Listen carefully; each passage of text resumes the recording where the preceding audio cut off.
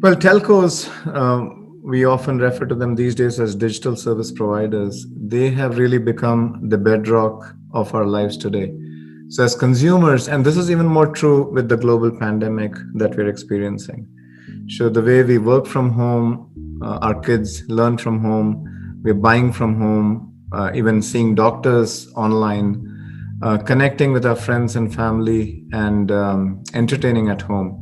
So, all of these services are really made possible because of DSPs.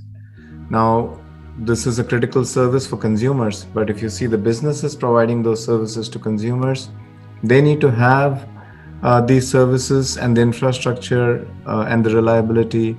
They also need to connect and collaborate with their customers, their vendors, and their partners. So, demand is huge. So, just to give you some numbers, the data usage in the US in the last 5 years is up 17x, that's 17 times. The bandwidth to homes in the US is up about 7.5 times in the last 5 years. The over the top consumption of data, content, entertainment is up 6 times in the last 5 years. Unfortunately, DSPs who are providing these services, their revenues are growing marginally or flat. They are not growing at the exponential rates of the usage. So this is a huge challenge because they're having to invest huge amounts of capital dollars to build out the networks and services. And their operating costs are increasing because of reasons we'll talk about in a little while. But for them, for DSPs to now meet the demands of all of their customers and businesses and be profitable is extremely difficult. So therefore, they have to transform, and they have to transform now. Well, transformation is hard. It's really complex.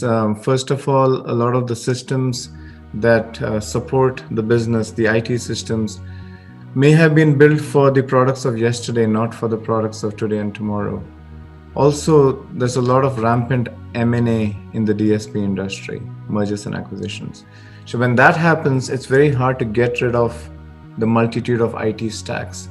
So what happens is there is hundreds of processes with sometimes thousands of process variants. There's hundreds, sometimes thousands of IT systems supporting the business.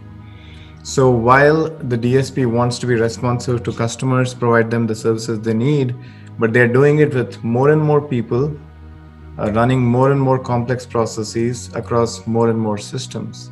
So now, if you say, let's transform, it is not that easy. One needs to be able to look at the as-is and the to-be and have a cohesive plan to transform. It's like, fixing or repairing an airplane while it's in flight. Great question. We recognized early, over a decade ago, that to meet complex needs of DSPs, we needed to only specialize in this one industry. We could have been horizontal like a lot of other players in our industry, but they're often not able to solve the hardest problems. Because we only specialize on DSPs, we understand IT, we understand operations, we understand network, we understand product, we understand sales and marketing. And therefore, we are able to meet a business outcome for our DSP customer by connecting the dots and bringing solutions that cut across all of these organizational functions, which are sometimes silos. And that is really what is special about Prodapt. Because of this, we are now the fastest growing niche specialized services provider to the DSP industry. We have several, but just to give one example, with one of the top 3 DSPs in America, we've been working with them for the last 2 years. Their chief operating officer wanted to reduce order to activate cycle time, or O2A cycle time, for one of their products from about a month to about a week. And because obviously doing that will help them win more business, have a happier customer, faster revenue realization at a lower cost. When you looked at the problem, it was multidimensional. It was not just an operations issue.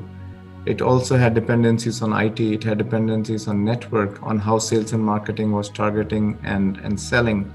So we had to do a consulting exercise, bring together all these stakeholders, which resulted in a roadmap which we've been executing for the last 2 years. And that had components of process standardization and simplification, role consolidation, process automation with robotic process automation or RPA, a lot of data analytics and business intelligence and machine learning. So we're happy to report that it's still a journey. There's more to be done, but so far we have been able to reduce cycle time from 30 days to about 7 days for 70% of the orders. Obviously, we're trying to get that higher and higher, as close to 100% as we can. So this is a successful customer case study, and we have several others we can talk about.